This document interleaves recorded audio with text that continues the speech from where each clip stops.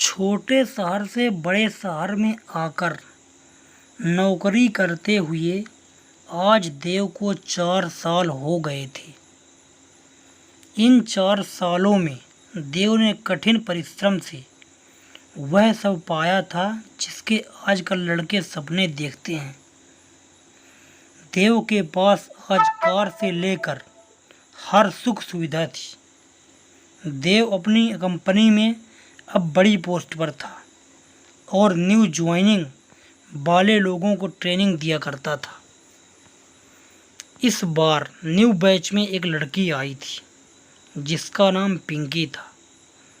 Pinky simple और बहुत ज़्यादा सुंदर थी। एक छोटे गांव की रहने वाली थी और डरी और सहमी सी रहती थी।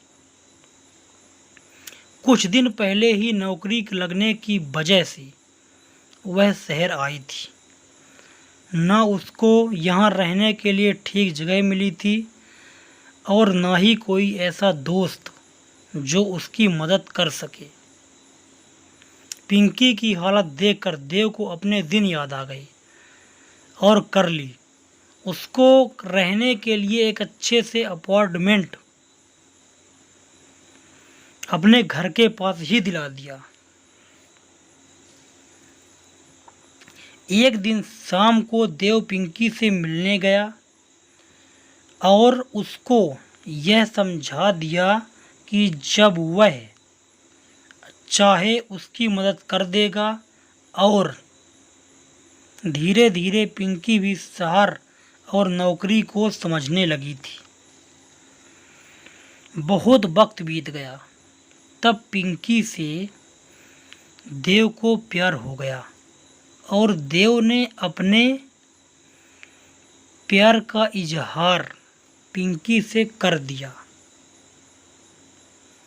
लेकिन वह देव को मना कर दी क्योंकि वह देव को बस अपना दोस्त समझती थी और कुछ नहीं। देव को इस बात का बहुत बुरा लगा और कुछ दिनों में देव ने अपनी कंपनी और शहर बदल लिया। देव के जाने के बाद पिंकी को यह महसूस हुआ कि वह भी देव से प्यार करती थी।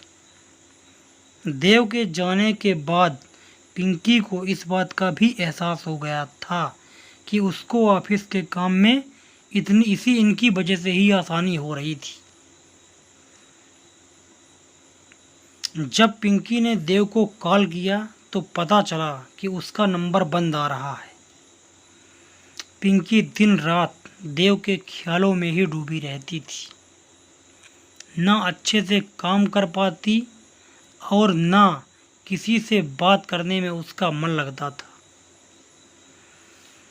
उसको बस देव ही देव हर जगह नजर आता था। एक दिन पिंकी को देव शॉपिंग मॉल में दिखा।